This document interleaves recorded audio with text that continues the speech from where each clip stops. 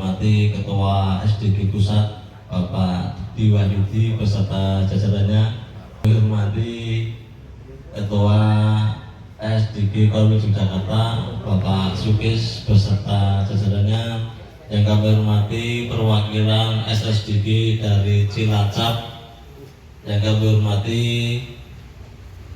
teman-teman dari SSDG Korwil Yogyakarta. Sebelumnya marilah kita panjatkan puji dan syukur kehadirat Allah Subhanahu wa taala yang telah memberikan kita rahmat dan hidayah sehingga pada kesempatan malam hari ini kita diberi kesempatan untuk bersilaturahmi di rumahnya Bapak Agus dalam keadaan sehat walafiat.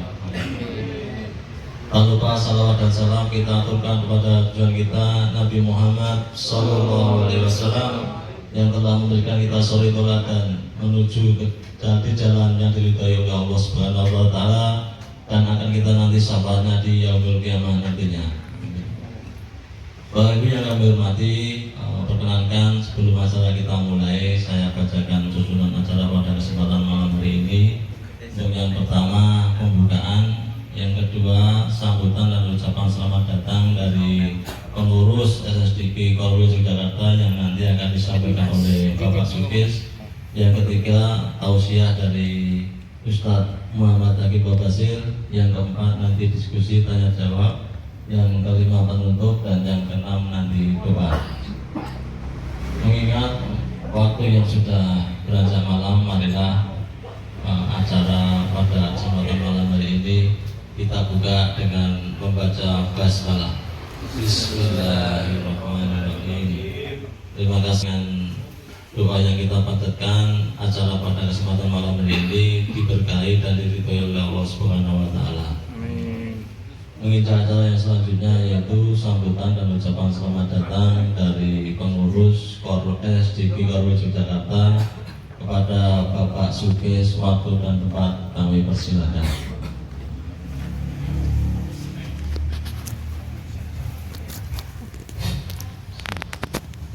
Assalamualaikum warahmatullahi wabarakatuh. Waalaikumsalam warahmatullahi wabarakatuh. Bismillah, alhamdulillah, wassalatu wassalamu ala rasulillah wa ala alihi wa sahbihi wa mawala. Wala hawla wala quwwata illa billah, amma ba'du. Yang kami hormati Bapak Ustadz Muhammad Aqib Basir beserta kru, yang kami hormati Bapak Agus selaku tuan rumah, dan yang kami hormati Bapak Ibu segenap tamu undangan sahabat SSDG Korwil Yogyakarta. Marilah kita panjatkan puji syukur pada Tuhan Yang Maha Esa yang telah memberikan kita semua beribu-ribu kenikmatan. Pertama, nikmat sehat yang sehingga kita pada kesempatan yang baik ini, pada malam hari ini kita bisa berkumpul di base camp Korwil Yogyakarta dalam acara pemukaan karena ya kita sudah lama sekali ini Pak tidak bertemu, kita setahun sudah rindu dan para tausiah dari kiranya Bapak Muhammad Aqib Basir bisa memberikan kita tausiah kepada kami.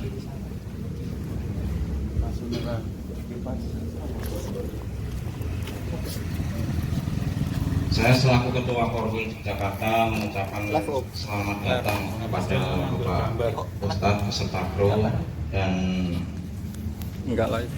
selamat datang Sugeng Rawuh pada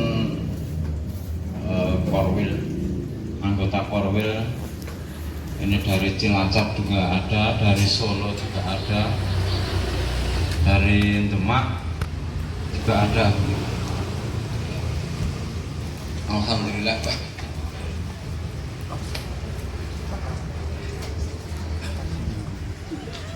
Di sini Bapak Agus melalui saya mengaturkan permintaan maaf yang sebesar-besarnya apabila dalam menyambut memberikan tempat banyak kekurangan dari Bapak Agus beserta keluarga. Mengaturkan maaf sekali apabila dalam memberikan sesuatunya banyak kekurangan.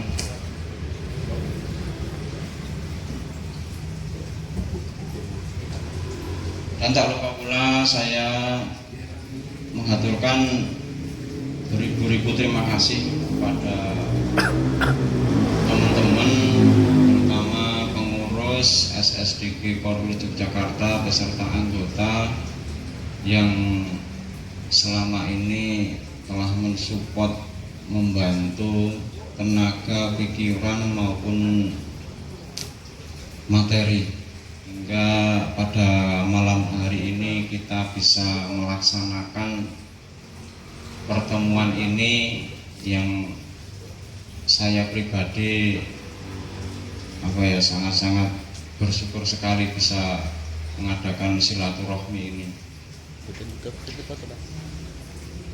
Mungkin hanya itu saja yang bisa saya sampaikan. Apabila banyak kekurangan, saya pribadi beserta pengurus mengaturkan mohon maaf yang sebesar-besarnya. Mungkin hanya itu saja. Banyak kekurangan mohon maaf. Wassalamualaikum warahmatullahi wabarakatuh. Diucapkan terima kasih kepada Bapak Sukis yang sudah memberikan sambutan perwakilan dari SSDG Korwil Yogyakarta. Bapak Ibu yang kami hormati, mengikuti acara yang selanjutnya yaitu acara inti tausiah dari Bapak Muhammad Hakim Bawasir. Untuk itu kepada beliau waktu dan tempat kami aturkan secukupnya. Terima kasih.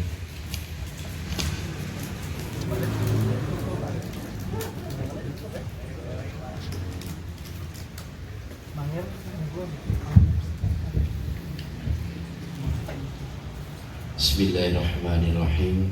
Assalamualaikum warahmatullahi wabarakatuh. Waalaikumsalam warahmatullahi wabarakatuh. Alhamdulillahirabbil alamin. Wassalatu wassalamu ala asyrafil anbiya'i wal mursalin sayyidina wa habibina Muhammadin wa ala alihi wa sahbihi ajma'in. Asyhadu an la ilaha illallah wahdahu la syarikalah wa asyhadu anna Muhammadan abduhu wa rasuluhu la nabiyya ba'dahu. Allahumma shalli wa sallim ala nabiyyina Muhammadin wa ala alihi wa sahbihi ajma'in, amma ba'd. Qala Allah ta'ala fi kitabihil karim, a'udzu billahi minasyaitonir rajim. Bismillahirrahmanirrahim. Ya ayyuhalladzina amanu taqullaha haqqa tuqatih wa la tamutunna illa wa antum muslimun.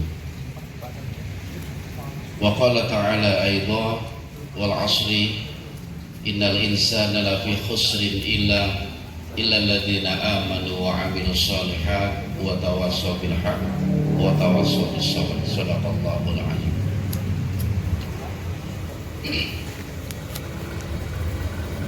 Sahabat-sahabatku yang sama-sama dimuliakan Allah Subhanahu wa taala.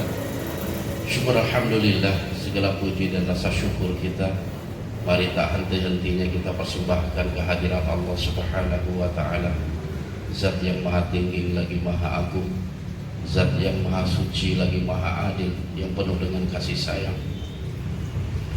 Berkat berbagai macam nikmatnya yang diberikan kepada kita, syukur alhamdulillah kita semua bisa hadir di tempat yang sederhana ini.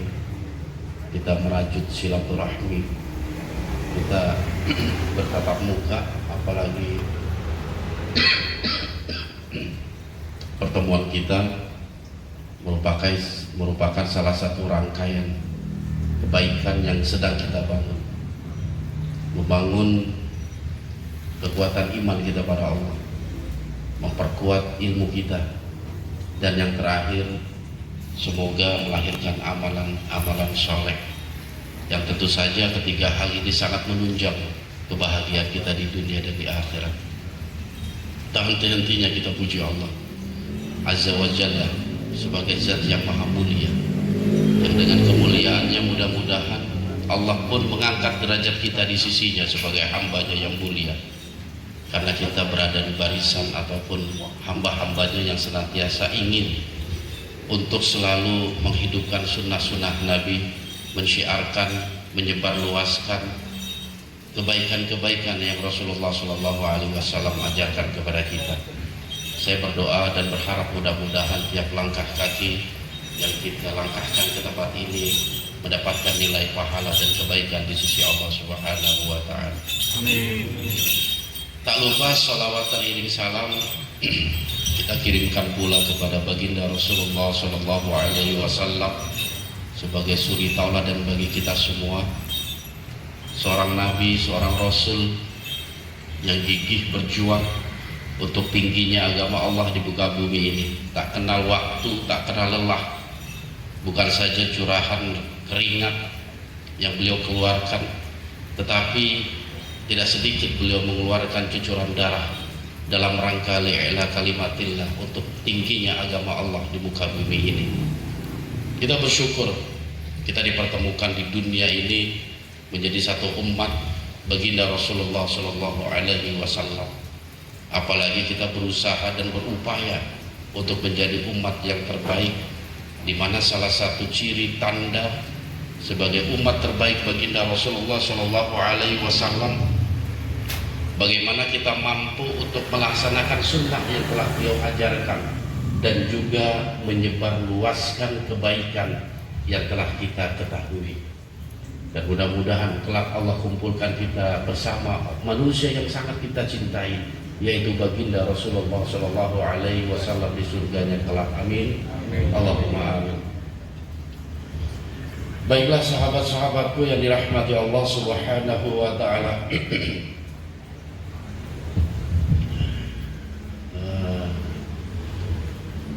SDG ini memang lahir dari sesuatu yang boleh dikata tidak sengaja. Saya secara pribadi itu tidak merancang, mendesain SDG seperti sekarang yang kita ketahui. Semuanya mengalir begitu saja. Dulu sebelum SDG lahir, saya dengan beberapa murid-murid saya, diantaranya Didi, Levi, Doni, sebenarnya juga udah punya niat untuk membuat channel YouTube. Cuman channel kita atau channel saya, konsep saya pada waktu itu bukan mediumisasi, jadi nggak ada hubungannya dengan makhluk-makhluk jin. Saya ngomong sama Didi, udah channel kita titik beratnya itu membongkar trik-trik. Dulu kita punya konsep itu seperti itu. Bagaimana para dukun itu dengan keahlian kelihayannya itu mampu menasihatnya yang seolah-olah penyakitnya berat, padahal enggak. Namun semua sudah menjadi takdir Allah. Rencana yang kita rencanakan, menyusun anggaran, mau beli ini, mau beli itu, akhirnya gagal. Dan nggak kita obrolin lagi pada waktu itu. Tertunda, enggak ya? Sampai akhirnya Hendra datang. Karena kondisi pandemi, saya tertahan di Lampung pada waktu itu. Nggak bisa nyebrang ke Pulau Jawa, jadi saya tinggal di sana. Hendra datang dengan membawa konsep bikin YouTube juga. Ustaz, gimana kalau kita bikin YouTube? Saya bilang, aduh pensiun lah. Ini nggak terjun lagi di dunia entertain. Dia bilang. Rupanya keinginan Hendra ini cukup besar. Kalau dalam ilmu politik, kalau orang yang kita tuju itu menolak, kita coba cari orang terdekat, biar orang terdekatnya aja yang masuk. Karena Hendra sama saya itu baru kenal, jadi saya sendiri nggak terlalu merespon. Apalagi ide rencana dia itu sebuah ide yang sudah saya tutup gitu. Akhirnya dia ngebujuk melalui istri saya, telepon istri saya, komunikasi bagaimana istri saya itu bisa membujuk saya agar membuat channel YouTube seperti Dua Dunia, program Trans 7 dulu. Namanya dibujuk sama istri, takluk juga akhirnya. Daripada kamar gak dibukain ya kan. Jadi kawannya suami sama istri itu. Akhirnya saya bilang kalau emang Hendra sudah datang ke Lampung, nyeplos saja saya ngomong kayak begitu. Pada akhirnya mereka komunikasi dan dijadwalkan Hendra ke Lampung. Pas keberangkatan itu saya baru tahu kalau Hendra menuju ke Lampung untuk mendiskusikan masalah channel YouTube. Kaget juga saya, loh nekat juga nih orang. Udah gitu pas begitu nyampe rumah saya di Lampung, mobilnya itu penuh dengan peralatan. Ada komputer, ada CPU, monitor, kamera semua. Saya bilang, ente serius mau liputan kita ini? Itu alat-alat semua udah lengkap. Akhirnya didor seperti itu, mau nggak mau. Ya. Karena dia saya lihat juga memiliki semangat yang tinggi, oke lah Ndra, kita akan coba liputan. Dan dalam liputan itu yang paling pertama adalah lokasi liputan, kita harus tentukan dulu. Akhirnya kita keliling cari lokasi. Waktu itu dapat 2 lokasi, satu gedung tua angker karena banyak sekali gangguan makhluk. Sampai CCTV pun pernah merekam adanya pergerakan makhluk. Saya dapat informasi dari masyarakat di Lampung.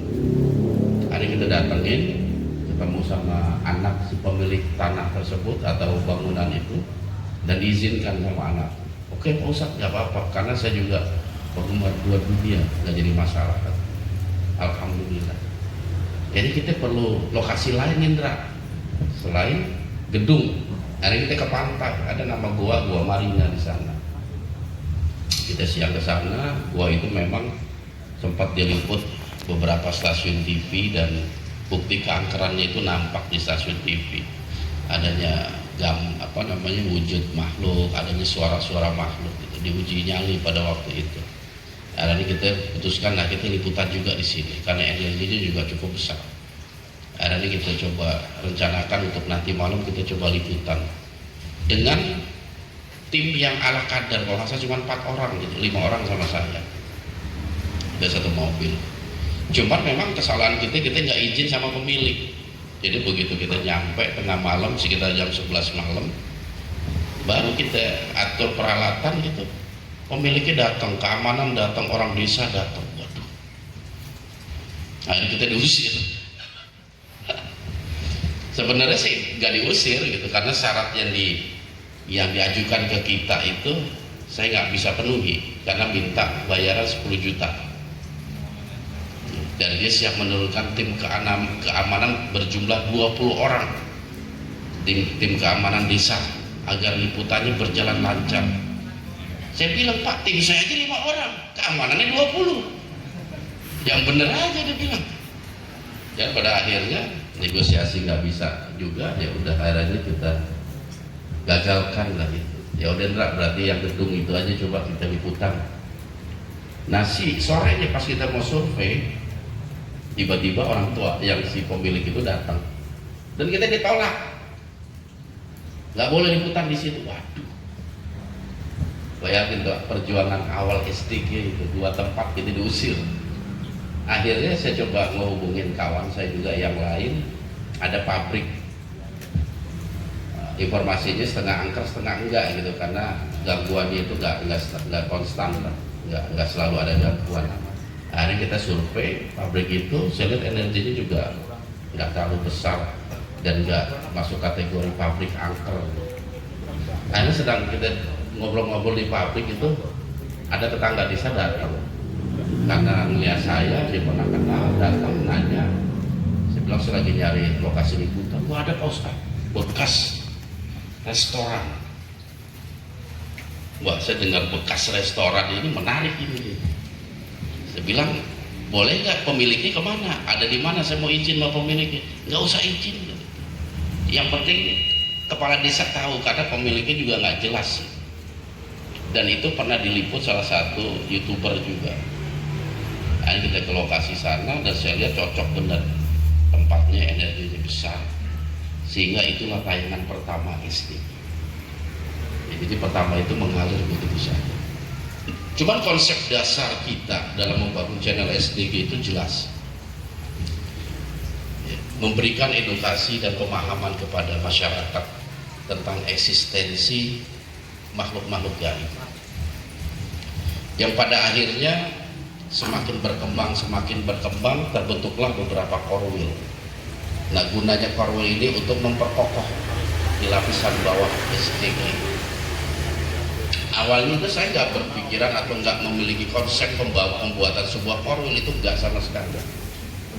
Jadi pada waktu itu ada beberapa kawan dari Kerawang dibilang, Pak Ustadz, gimana kalau bikin cabang aja SDG di Kerawang gitu, agar memudahkan Pak Ustadz untuk liputan. Jadi kemarin waktu awal-awal kita memang banyak liputan di daerah Kerawang. Akhirnya saya terima idenya dan kita buat korwil pertama itu Kerawang. Makanya sebutan Kerawang itu Panghela, nah artinya yang duluan, korwil duluan itu Kerawang. Akhirnya barulah merambat ke korwil-korwil yang lain.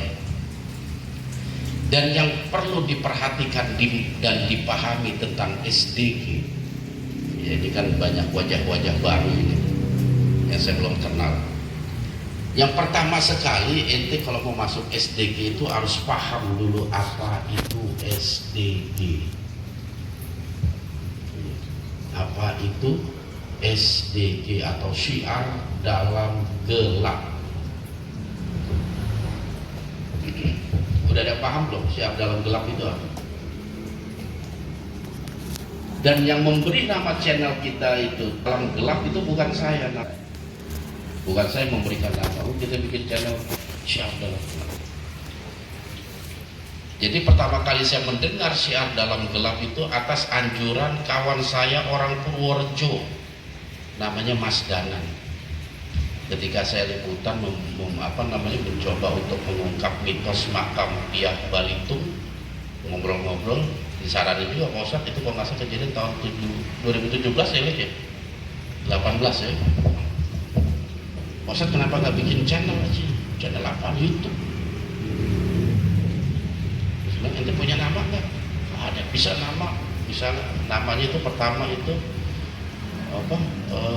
Melebihi batas ya, melawan logika atau menembus batas, ataupun syiar dalam gelap.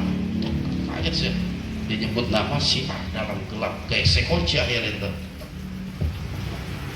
Makanya ketika channel ini lahir itu saya mengucapkan terima kasih kepada Mas Danan yang telah menginspirasi nama syiar dalam gelap melalui akun Twitter, akun IG saya.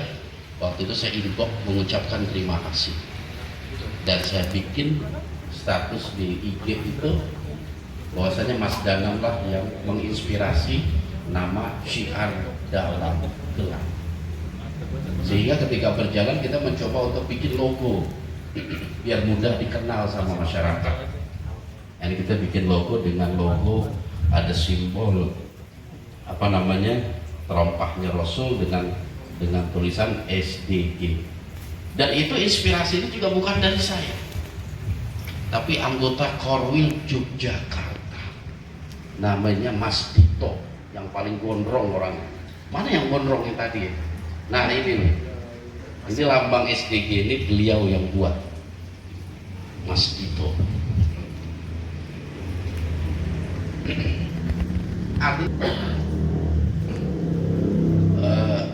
Hal yang saya ingin ungkap adalah bahwasanya SDG itu bukan milik saya.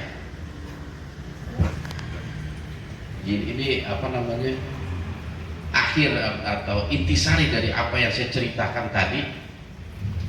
Saya ingin memberitahu SDG itu bukan milik saya, tapi milik sahabat-sahabat saya. Karena adanya SDG itu bukan murni otak, atau pemikiran saya, tapi saya cuma nyomot-nyomot dan bantuan dari orang-orang terdekat saya, sehingga menjadi sebuah wadah yang saat ini keanggotaan kita udah hampir 3.000 orang. Korwil kita 22 korwil, 2 diantaranya korwil luar negeri, Malaysia dan Singapura. Artinya SDG ini bukan sesuatu yang kita anggap main-main lagi, karena tayangan-tayangan kita pun alhamdulillah udah banyak yang ngomelin kalau telat hadir atau telat tayangan itu. Wah, yang ngomelin banyak banget, apalagi malam ini udah malas buka HP itu. Iya. Dan saya gak hati-hatinya ketemu Hendra, udah berapa persen ngedit, Dra? Sampai dia juga malas ketemu saya, nanya itu lagi. Jadi memang wadah ini udah semakin besar, dan saya lihat SSDG Korwil Yogyakarta juga banyak yang baru-baru. Disitulah menjadi sebuah tanggung jawab kita bersama dalam sama-sama membangun SDG ini, syiar dalam gelap. Dan ternyata juga alhamdulillah SDG ini pun diterima ya, oleh para netizen, para penggemar-penggemar SDG. Sahabat-sahabatku yang dirahmati Allah Subhanahu wa Ta'ala, dari ungkapan itu saya ingin memberikan satu gambaran. SDG ini merupakan wadah syiar, bukan wadah dakwah, tapi wadah syiar. Ada perbedaan yang sangat signifikan antara dakwah dengan syiar. Kalau dakwah itu lebih kepada mengajak, dakwah asal katanya dai, penyeru, pengajak, itu dakwah. Makanya orang-orang yang terjun di dunia dakwah dia harus banyak mengajak orang untuk mengamalkan ajaran-ajaran Islam. Berbeda dengan syiar. Syiar lebih banyak mengenalkan. Ya, mengenalkan itu syiar. Agar orang paham, agar orang tahu.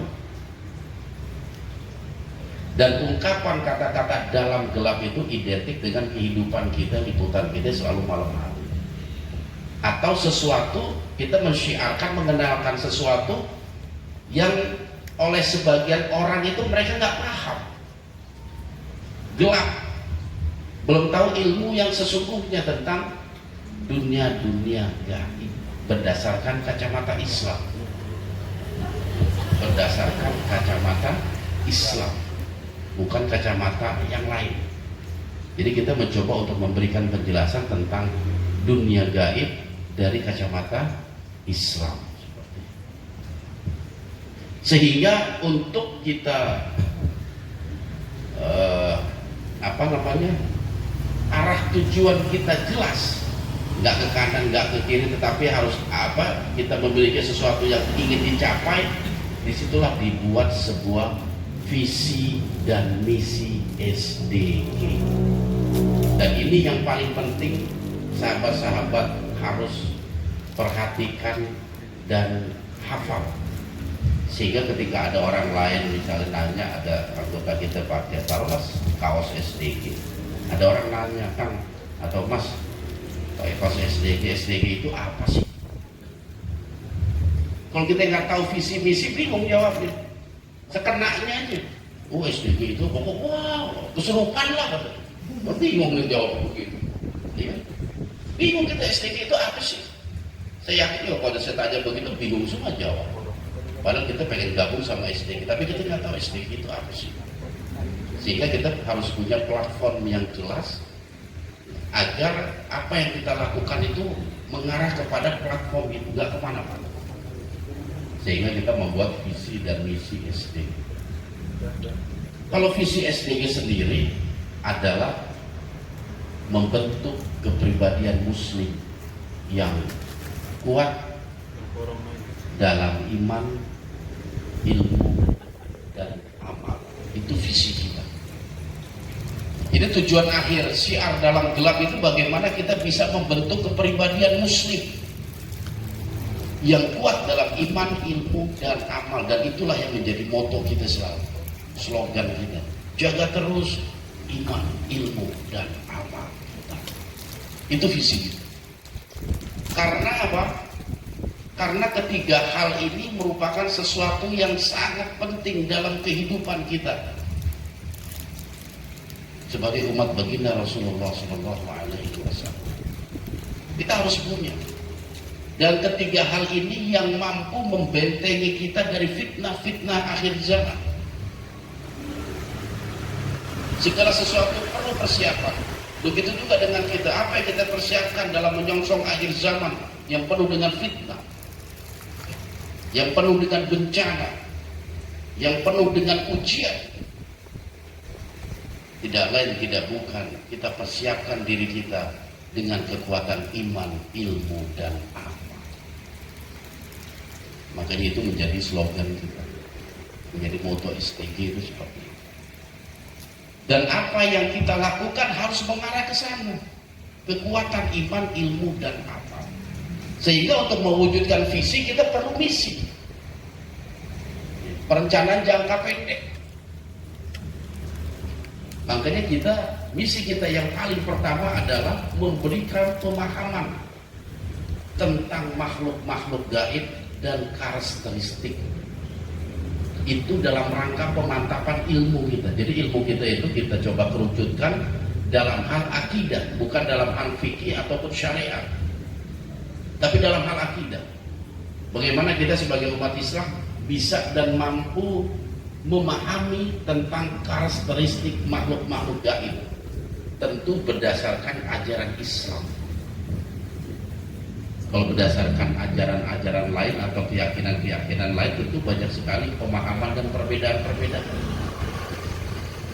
Tapi kita mencoba memberikan pemahaman berdasarkan ajaran kita, ajaran Islam yang bersumber dari Al-Quran dan Sunnah baginda Rasulullah SAW. Dan misi kita yang kedua adalah memberikan pelajaran tentang kebenaran dan kebaikan sesuai dengan ajaran baginda Rasulullah SAW. Ini penting juga, kebaikan dan kebenaran. Sesuatu yang baik belum tentu benar. Sesuatu yang benar sudah pasti dia baik. Kalau kebaikan bisa kita rancang oleh otak kita, tetapi kebenaran tidak bisa kita pikirkan dengan otak kita, karena kebenaran melalui wahyu. Gak bisa datangnya itu melalui otak kita, dari ilmu kita gak bisa. Kebenaran harus berdasarkan wahyu. Tapi kalau kebaikan kita bisa olah itu, bisa olah. Makanya disitulah ada adat istiadat, ada budi pekerti, ada tata krama. Itu kebaikan semua. Dan kita bisa ciptakan itu, kita bisa buat itu. Kebaikan berkendara bisa, kebaikan dalam perdagangan itu bisa kita rancang. Tapi kalau menyangkut kebenaran, mutlak hanya milik Allah Subhanahu wa Ta'ala melalui perantara Rasulnya, yaitu Muhammad Sallallahu Alaihi Wasallam. Sahabat-sahabatku yang dirahmati Allah Subhanahu wa Ta'ala, ini merupakan hal terpenting jikalau sahabat-sahabat sekalian ingin bergabung ke dalam SDG. Dan saya yakin tiap-tiap sahabat ini memiliki motivasi yang berbeda-beda gabung sama SDG. SDG itu kalau diibaratkan sebuah rumah,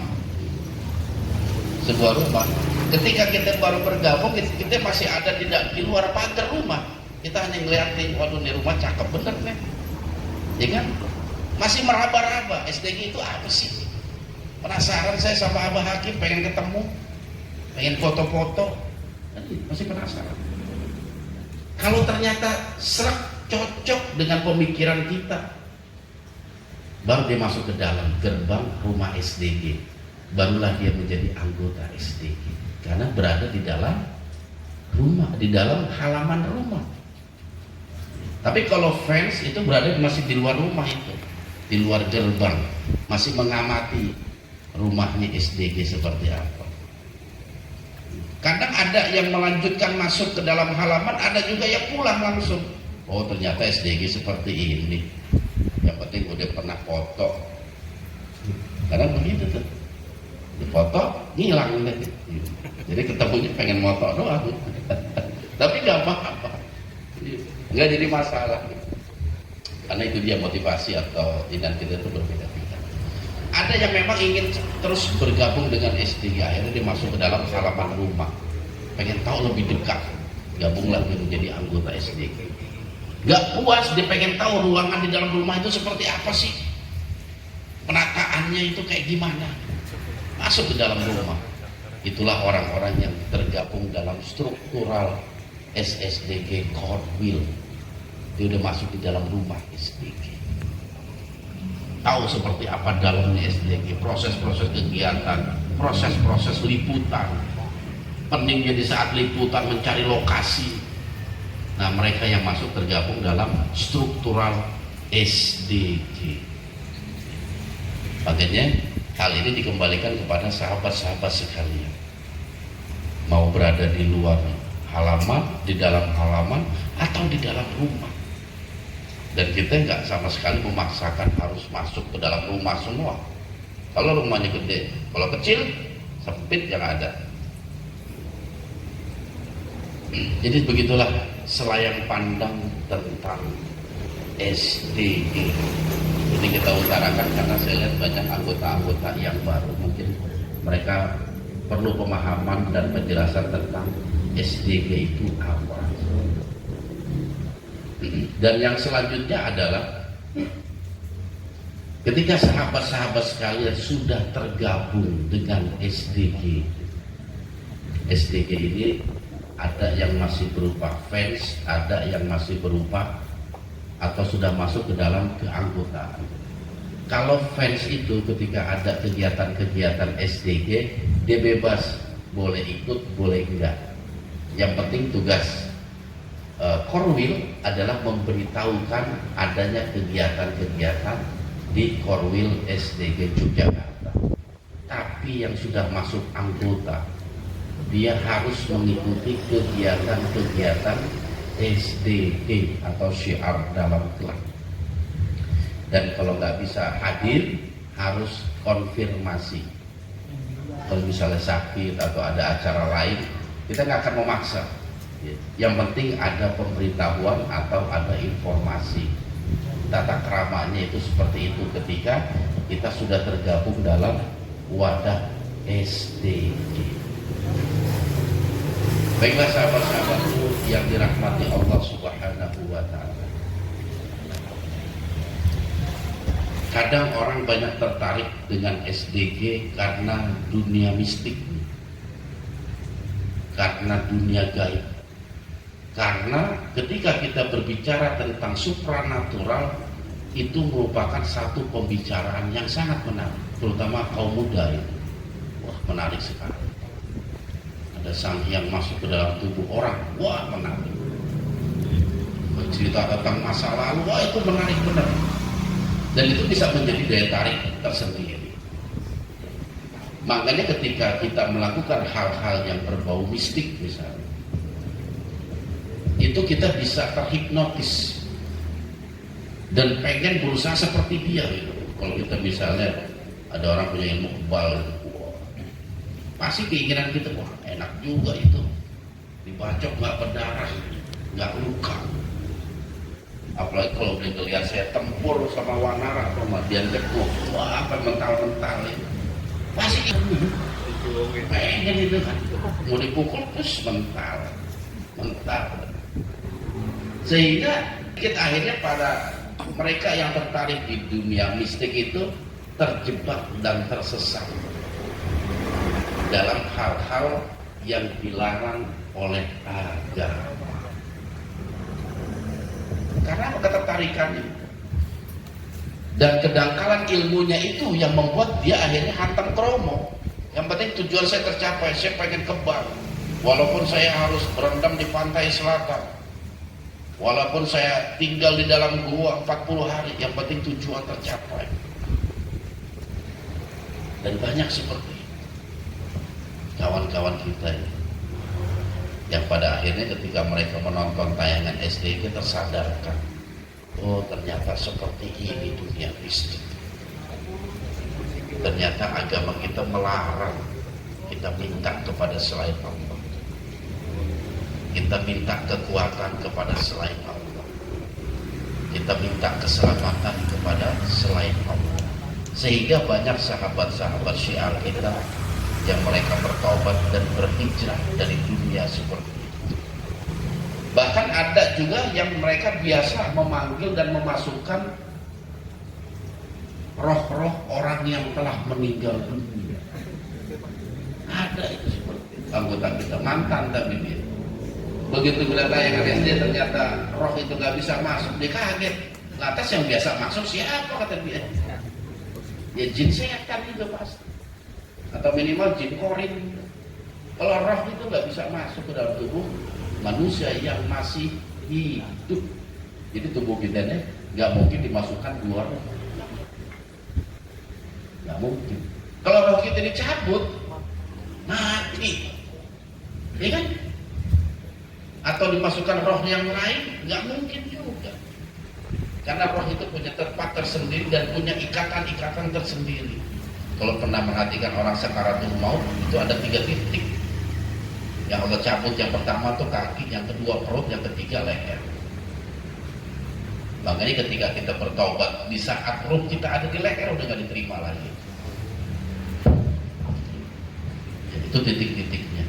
Sehingga banyak orang yang tersadarkan dan ingin hijrah bergabung dengan SDG karena tertarik dengan thariqah ataupun sistem Syiar SDG yang memberikan pemahaman dan edukasi pelajaran tentang makhluk-makhluk gaib.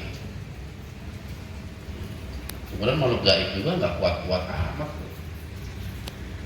Jadi kuat karena iman kita lemah. Dan dia bisa menjadi lemah di saat iman kita kuat. Jadi semua tergantung kepada kita. Kita mau jadi yang lemah atau mau menjadi yang kuat. Sehingga kita mencoba untuk memberikan satu bimbingan untuk meraih kekuatan iman tadi. Iman itu perlu, dengan kuatnya iman itu harus didukung dengan ilmu yang kuat. Jadi mustahil kita mendapatkan keimanan yang kuat kalau tidak didukung oleh ilmu kita, pengetahuan kita. Dan ilmu sendiri akan sia-sia kalau tidak kita amalkan. Makanya antara iman, ilmu, dan amal merupakan sebuah rangkaian yang tidak bisa dipisahkan dalam ajaran Islam. Ya, iman, ilmu, dan amal itu nggak bisa dipisahkan. Semua saling berkesinambungan. Iman juga nggak akan mungkin bisa kuat tanpa didukung dengan ilmu kita. Iman kita pada Allah nggak mungkin kuat kalau kita tidak memahami siapa itu Allah. Iman itu kan ada 6 unsur.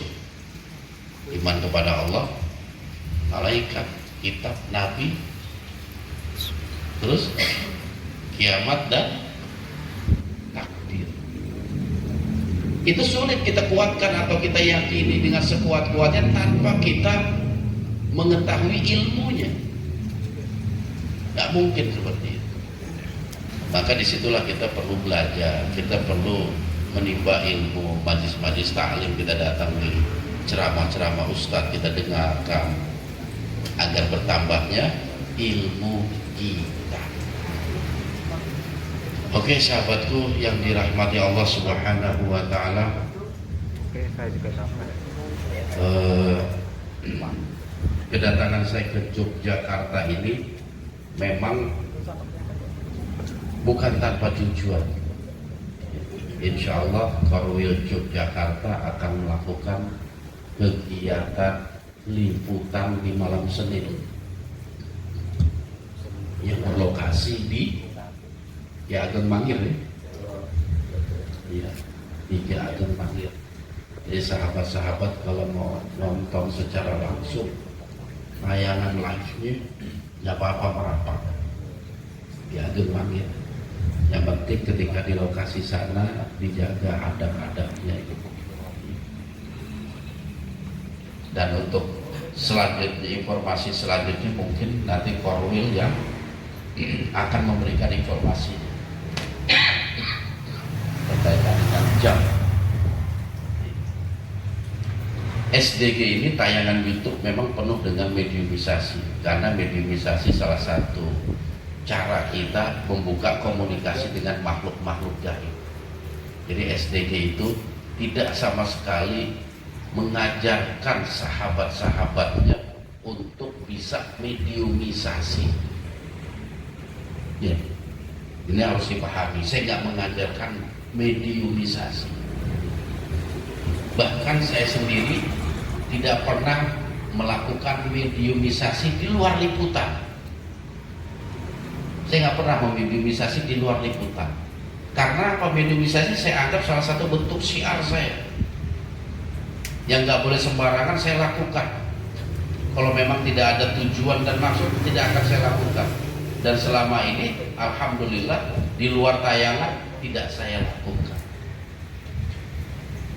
Seperti itu.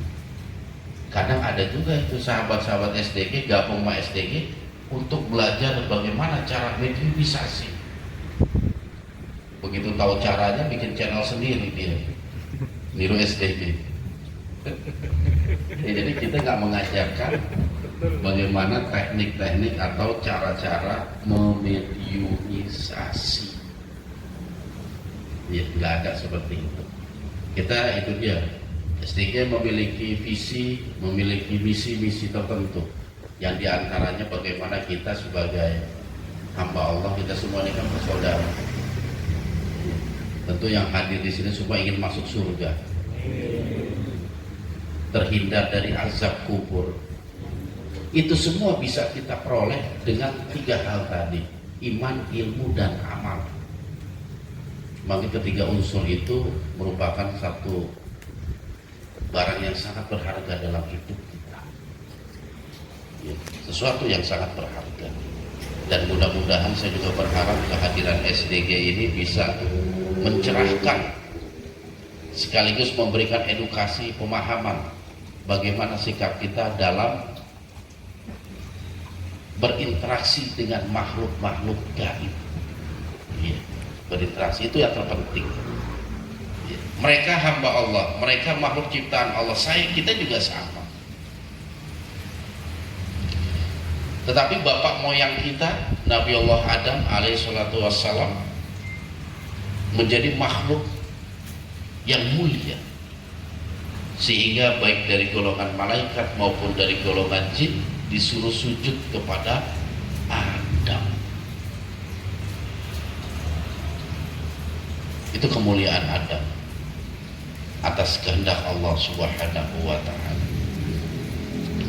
Makanya saya mengharap bahwasanya SDG Korwil Yogyakarta ini bisa semakin solid, apalagi dengan kegiatan-kegiatan yang akan dibangun nanti. Insya Allah ada kebijakan-kebijakan baru dari SDG Pusat kepada SDG Korwil Yogyakarta, menyangkut kegiatan-kegiatan yang insya Allah akan dirancang nantinya. Mungkin nanti akan ada pertemuan struktural, nanti saya kasih arahan-arahan.